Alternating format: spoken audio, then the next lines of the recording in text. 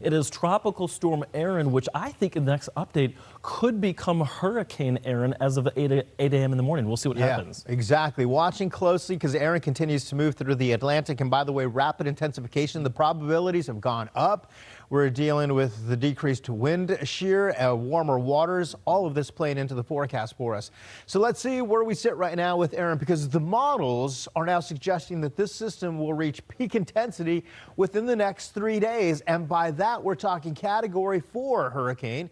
Yesterday, it looked like Category 3. We were having the conversation with you thinking, you know, those numbers might have been conservative. And now the forecast model has more information to work with, warmer sea surface temperatures, everything working in its favor to become perhaps Category 4. It is still a tropical storm with winds at 70 miles per hour. It is moving west-northwest at 17 miles per hour. It's getting closer to the Lesser Antilles, over to Puerto Rico. You see portions of Hispaniola as well.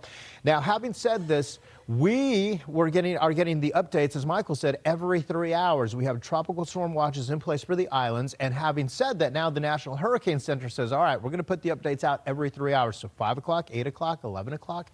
And so here's what we had with the advisories. Now, nothing has changed. The pressure dropped about 1 millibar from the 2 o'clock advisory, continues to move west-northwest. And having said that, it is important to get all of the information from the hurricane hunters. They started going in there yesterday. They saw with the radar on the aircraft that this thing was coming together, the circulation with the thunderstorms all around it. Now you can see NOAA's P3. That's the system that went through there yesterday, came back and saw the storm really starting to take off. Then you look at St. Croix, we've got another one, and these missions are going to take off every 6 hours. What we have going on with this low mission storm system, or the hunters rather, they're at about 10,000 feet. They want to take a look at this storm. What is it doing? They'll get some information from it. That information that we get goes into the forecast models. The forecast models are just as good as the data you put into it. The more data you have, the better off we're dealing with. Real life, you can see this in live data coming in here, Fox Weather, which is pretty awesome, right? So you're watching it with us live, coming in from the hurricane hunters. 2 hours ago, we were down low, and then you see as we went an hour ago, and right now they're looking with tropical storm force winds, the pressure at about 1008 with the millibars and their position, and this is what they're looking at right now. Again, this is for Tropical Storm Erin, the flight wind level at 41 miles per hour. So we watch with them closely as they go through these, as they go through some of those stronger winds. You'll see those numbers go up, and as they get out of them, of course, the numbers go down. Pretty cool to watch this and stay with us all day long here on Fox Weather. We'll show it to you here. Here's a look at the visible satellite here. Pretty impressive with the amount of cloud cover and storms starting to bubble up on the southern side of this. And having said this, Michael, we watch over the islands getting ready for some of those outer rain bands because the storm itself is starting to get a little bit wider, and those outer rain bands making it a little bit further. Also large swells. So a lot to talk about, especially with the short-term forecast coming up.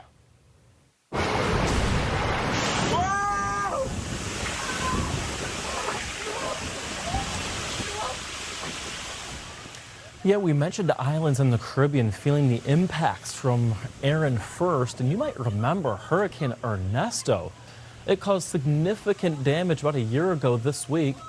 By late weekend and into next week, the forecast will become a little bit more clear. Now, although we're not expecting impacts like what we saw with Ernesto, here's the thing with Erin, we still need to make sure that places like Anguilla, you can see Barbuda, Antigua, Guadalupe, Dominica will all feel the secondary impacts from Erin.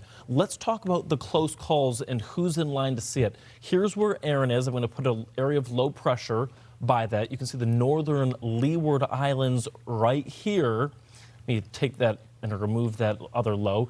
But we're thinking that this is going to make a very close pass to the Leeward Islands by tomorrow morning at 7 a.m. It will then continue its west-northwesterly push and then get very close to Puerto Rico by the time we get to Sunday morning.